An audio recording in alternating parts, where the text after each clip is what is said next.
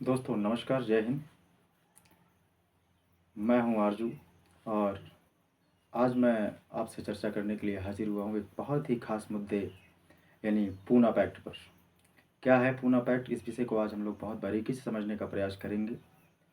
और ये पूना पैक्ट पर मेरा वीडियो बनाने का जो मकसद है बेसिकली इस बात पर है कि मैंने अभी आरक्षण के को लेकर के एक वीडियो बनाया था और आरक्षण के बाद मैंने उस पे पोस्ट भी डाली थी। इस पे लिखा है कि यदि मेरी भाषा किसी को समझ में ना आए, मेरी बात किसी को समझ में नहीं आए तो वह मुझे दिए गए नंबर पर कॉल कर सकता है।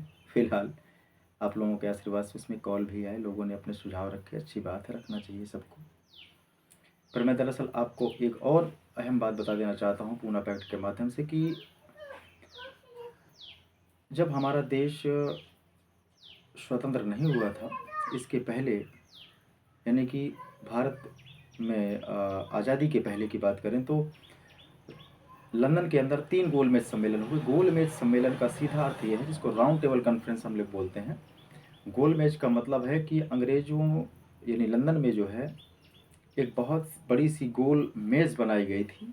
बहुत सारे लोग उस मेज़ पर या मेज़ पर कुर्सियाँ डाल कर के बैठने का काम कर रहे थे, जिसे गोल मेज सम्मेलन कहा गया।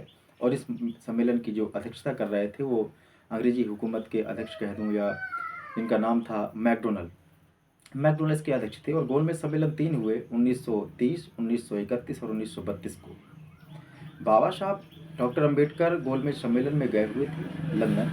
और एक पहली भारत के इतिहास में एक पहली ऐसी घटना थी जब कोई अनुसूचित जाति और अनुसूचित जनजाति और भारत में तमाम रहने वाले जो अछूत थे एक तरीके से लेकर के उन लोगों की आवाज़ को बुलंद करने के लिए, उनका प्रतिनिधित्व करने के लिए भारत से अगर कोई व्यक्ति गया था तो वो डॉक्टर बी आर अम्बेडकर थे, जो 1932 में हुए गोलमेज सम्मेलन में लंदन पहुँचे। और उन्होंने वहाँ पर अपनी बात रखी कि भारत में एक बहुत बड़ा समाज का तख्ता ऐसा है, ऐसे वर्ग के लोग हैं जिनको जिनके साथ अनअटैचेबली यानी कि छुआ-छूत वाली व्यवस्था को लागू रखा गया है, यानी कि उनको छुआ नहीं जाता है, उनके साथ तमाम तरीके के अन्याय और अत्याचार होते हैं।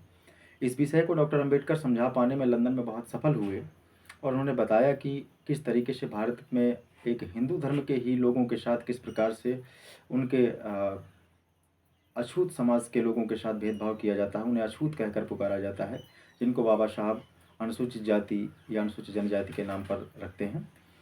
इस बात को समझा पाने में बाबा साहब पूरी तरह से सफल हुए और यह बात उनको जब समझ में आ गई तो उन्होंने यह बात समझने के बाद मैकडॉनल्ड की अध्यक्षता में 16 अगस्त 1932 को कॉमनवेल्थ अवार्ड की घोषणा की जाती है। और उस अवार्ड का सीधा अर्थ यह था कि उसमें पृथक निर्वाचक क्षेत्र की व्यवस्था की गई, यानी जो ऐसे समाज के लोग थे जिनके साथ छुआ-छूत, अन्याय, अत्याचार होता था इस देश के ही अंदर, उनको बाबा साहब ने बताया कि जिस प्रकार से हिंदू धर्म के अलावा मुस्लिम धर्म है, सिख है, बौद्ध है, क्रिश्चियन है, ईसाई है, पर्शियन है, जो भी धर्म है, उन धर्मों को अलग तरीके से जिस प्रकार से गिना जाता है, उसी प्रकार से हिंदू धर्म में निहित ये छुआ-छूत वाली जो जातियाँ हैं, तो इन लोगों को भी की भी गिनती अलग की जानी चाहिए, तभी इनका जो है उत्थान संभव हो सकता है। इसलिए डॉक्टर अम्बेडकर ने वहाँ पर ये बात रखी।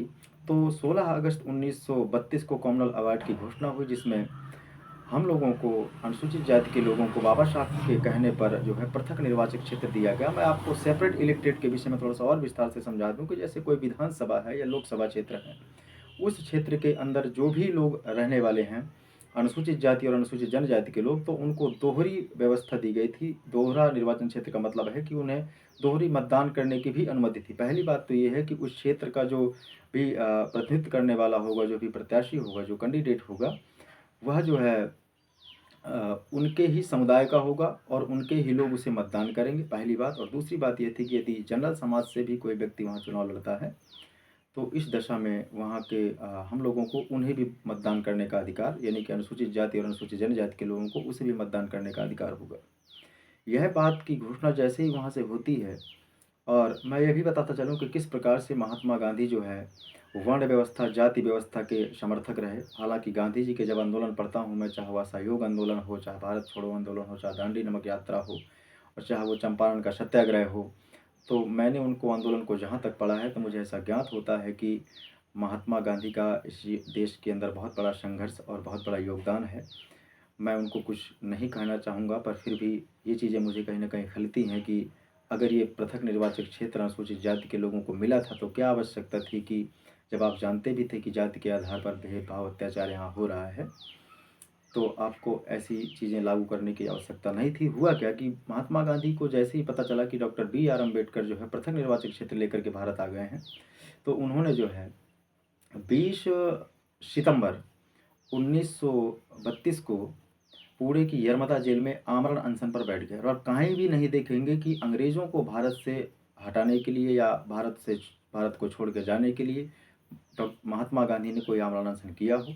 किंतु जैसे ही पृथक निर्वाचक क्षेत्र अनुसूचित जाति और अनुसूचित जनजाति के लोगों को मिलता है, तो महात्मा गांधी की यह साजिश की उन्होंने जो है आमरण अनशन कर लिया। और आमरण अनशन का सीधा अभिप्राय यह है कि उन्होंने भूख प्यास यानी खाना पीना त्याग दिया, और उन्होंने कहा कि मैं अपनी जान दे दूंगा अगर ये चीज़ यहाँ लागू होती है, यानी कि ये जो अनुसूचित जाति और अनुसूचित जनजाति के लोग हैं, अगर इनको ये जो अछूत समुदाय का वर्ग के जो लोग हैं, अगर इनको हिंदू धर्म से अलग गिना गया, तो इसके तत्पश्चात तमाम लोग जो है भारतीय लोग जो इस महात्मा गांधी को जो है पहले से ही एक बहुत ही बेहतर नेता मान चुके थे।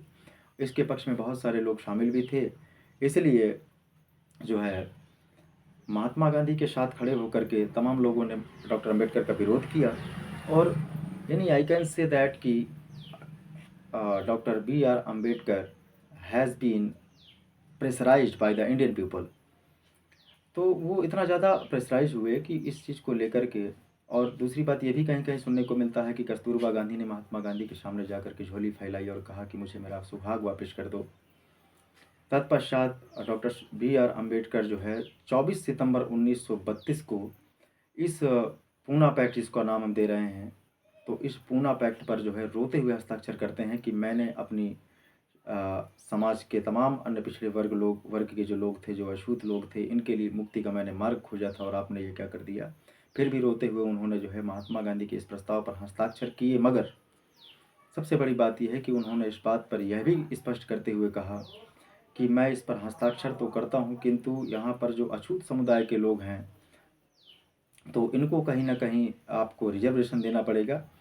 तब जो है महात्मा गांधी भी इस बात पर सहमत हुए, और तब जाकर के संवैधानिक तौर पर विधायिका में, कार्यपालिका में हम लोगों को जो है, यानी अनुसूचित जाति अनुसूचित जनजाति के लोगों को आरक्षण की व्यवस्था की गई। आरक्षण यह जो है भीख में मिली हुई खैरात नहीं है। ये जो लोग कहते हैं जिनको आरक्षण से समस्या है, वो लोग हमारा सेपरेट इलेक्टेड हमें वापस कर दें और वो अपने आरक्षण को रख लें। और दूसरी बात यह है कि आरक्षण की आवश्यकता तब तक है जब तक इस देश में जातियां हैं।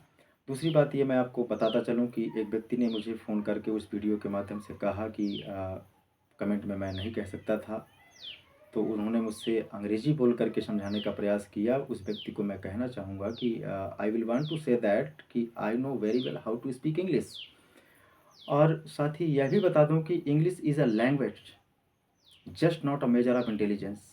अंग्रेजी एक भाषा है, ये बुद्धिमत्ता का पैमाना नहीं है।